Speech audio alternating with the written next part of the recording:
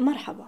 اليوم راح أحكي عن قضية كثير مهمة، قضية جمعت الفلسطينيين ووحدتهم، قضية اللي التفت وراها شعوب العالم الحرة وأقامت مظاهرات عظيمة لنصرة أهلها وتحولت لقضية عالمية تحت شعار وهاشتاج أنقذوا حي الشيخ جراح، سيف شيخ جراح.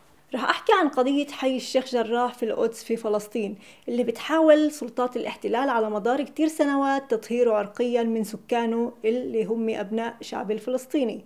رح أحكي قصة الشيخ جراح بالتفصيل وبعدة حلقات متتالية، وهدفي من هالشي إني أتوسع وأشرح عن القضية بشكل مفصل، وطبعا كل حلقة رح أحكي عن موضوع معين بتعلق بهاي القضية. وببدأ معكم بالحلقة الأولى، شو قصة حي الشيخ جراح وكيف بلشت؟ بلشت قصة الشيخ جراح قبل 73 سنة، يعني بعد سنة حرب التطهير العرقي في فلسطين عام 1948 من قبل العصابات الصهيونية. وقتها اضطرت 28 عائلة إنهم ينتقلوا لحي الشيخ جراح ويعيشوا فيه كلاجئين. وهدول العائلات هم كالتالي: عائلة الصباغ، عائلة دياب، عائلة عويضة، السلايمي، القاسم، عطية، الخطيب، غوشة، أبو عرفة، الكرد، إسكافي، الزين، عبد اللطيف، الشنطي، عائلة الدجاني والغاوي، الفتياني، الحماد، الجعوني، القواسمي، انسيبي والماني، عائلة الزماميري، الحنون، الحسيني، الحجيج والداودي. وطبعا أنا ذكرت أسماء العائلات لأنهم مش مجرد رقم، وبرأيي لازم نتعرف على هاي العائلات ومش بس نذكر عددهم. هدول العائلات اضطروا يلجأوا ويعيشوا بحي الشيخ جراح، وطبعا بعد ما تم تدمير منازلهم وطردهم قسرا من حيفا ويافا وقرى وبلدات أخرى تقع قضاء القدس. فمثلا عائلة الكرد اللي أجت لاجئة إلى الشيخ جراح من حيفا، أما عائلة الصباغ أجوا لاجئين من يافا. عائلة الدجاني قسم منهم أجوا لاجئين من بيت دجن، وقسم الآخر أجوا لاجئين من يافا. أما عائلة الداودي وحماد وأبو عرفة وبقية العائلات أجوا لاجئين من أحياء وقرى تم تطهيرها عرقيا من قضاء القدس مثل دير ياسين ولفتة والبقعة والقطمون. وهالشي تم طبعا بموجب اتفاق دولي بين الحكومة الأردنية والأونروا اللي هي وكالة غوث وتشغيل اللاجئين الفلسطينيين. وسبب وجود الأردن طرف بهاي الاتفاقية هي إنه بهداك الوقت كانت الضفة الغربية تحت الحكم الأردني.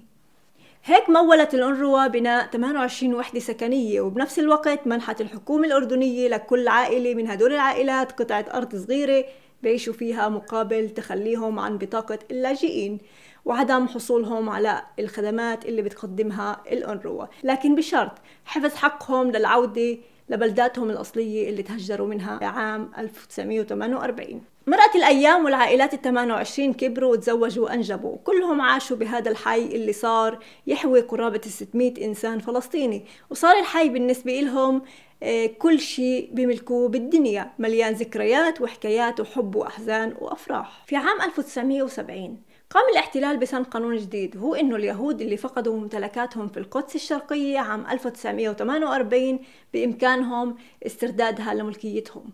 وفي المقابل هذا القانون لا يسري على الإنسان الفلسطيني صاحب الأرض، يعني أنه لا يحق للفلسطينيين اللي هم أصلا بملكوا 30% من عقارات القدس الغربية إنهم يسترجعوا أملاكهم المنهوبة من سلطات الاحتلال. أجت سنة 1972 وبدأ ادعاء اليهود بملكية أرض الشيخ جراح والمطالبة بإخلاءها، ورفعوا كمان دعوة بمحاكم الاحتلال لتسريع هذا الإخلاء، وادعوا بأن هناك جمعيتين يهوديتين اشتروا هاي الأرض عام 1892 وأحضروا معهم على المحكمة هاي الوثائق علشان يسترجعوها بموجب القانون الجديد.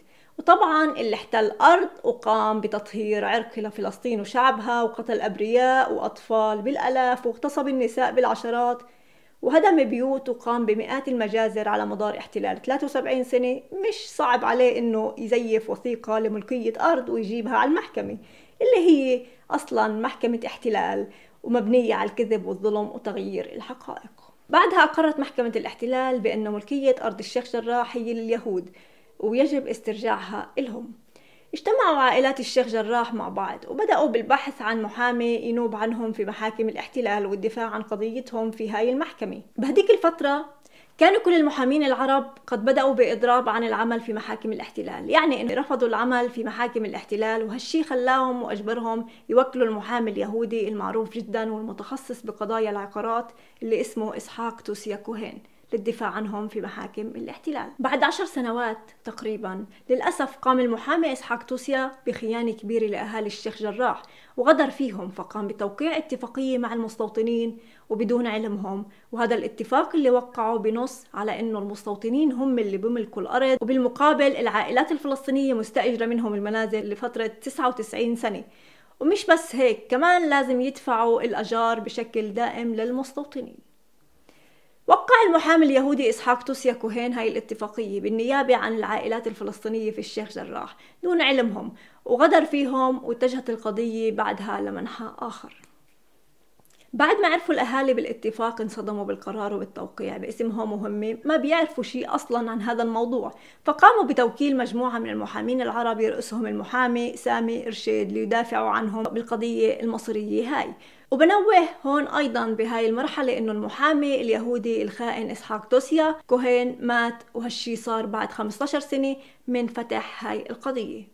استمرت المحاكم واستمر نضال أهالي وعائلات الشيخ جراح مع المحامين الجداد ضد كل مخططات التهجير العرقي، لكن في عام 2002 محكمة الاحتلال أصدرت قرار بإخلاء عائلة الغاوي من منزلها في الحي، لكن في 2006 نجحت العائلة بالعودة إلى منزلها بعد تقديم التماس على القرار في المحكمة العليا، بعد شغل ومجهود كبير من فريق المحامين اللي بيدافعوا عن أهالي وعائلات الشيخ جراح. لكن ما وقفت القصة هون، فبعد عامين بلشت الجمعيات الاستيطانية تشتغل بشكل مكثف من أجل مشروع إخلاء المنازل الفلسطينية بأي طريقة، سواء كانت قانونية أو غير قانونية، مع العلم أنه كل هاي القضية هي غير قانونية، لأنه أصلا الاحتلال الصهيوني في فلسطين كله غير شرعي واسمه احتلال. نجحت جمعيات الاستيطان في إخلاء 3 منازل لعائلة الكرد وعائلة الغاوي وعائلة الحنون، وسكن مكانهم مستوطنين. هون بوقف وبنهي الحلقة الأولى من حلقات الشيخ جراح، ورح أكمل بالحلقة الجاي وأوقف عند نضالات أهالي الشيخ جراح على مدار السنوات، وأعرفكم على أهالي الحي وكمان تاريخ الحي وأهميته، شو في بداخله، وليش سلطات الاحتلال بالذات بدها هذا الحي وبدها تستولي عليه.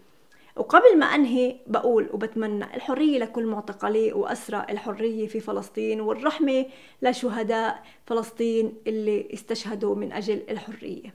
وبنهي بقصيدة لن أهاجر اللي بهديها لأبناء شعبي الصامدين في حي الشيخ جراح وسلوان وكل مكان بفلسطين عم بقاوم من أجل البقاء في أرضنا وبلادنا علشان فلسطين تبقى إلنا. لن أهاجر.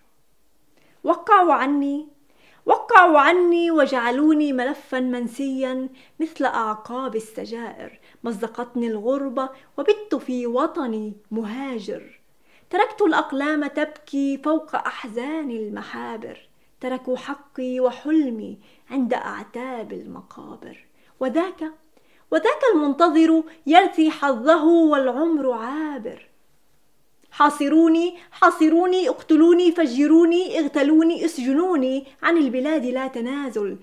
دمروا بيتي اهدموا عمري احرقوا شجري، سأبقى في وجوهكم مقاتل. ازرعوا أرضي موتا واجعلوا الأمطار فوق قنابل. لن أهاجر. لا تهويد ولا اعتراف ولا تجنيد، فأنا خلقت لأزاول. أنا على هذه الأرض نخيل شامخ لا أرضا حناء، لو مت عطشا وجوعا بوطني لن أتاجر. احرموني حضن أمي وبسمة الصبح، واسلبوا مني المعاني وتقليب الدفاتر. احرموني كل شيء وامنعوا عني راحتي ونوم المحاجر. سوف أحيا في بلادي، لن أسافر. سوف أبقى في شروق مثل شمس تبعث الدفء تقاوم، وعن ظلال أرضي لن أغادر. أنا إن قتلت قهرا سوف يولد بعدي طفل يقاتل، يحييني من جديد وأواصل. كلا وألف ألف ألف كلا، لن أهاجر.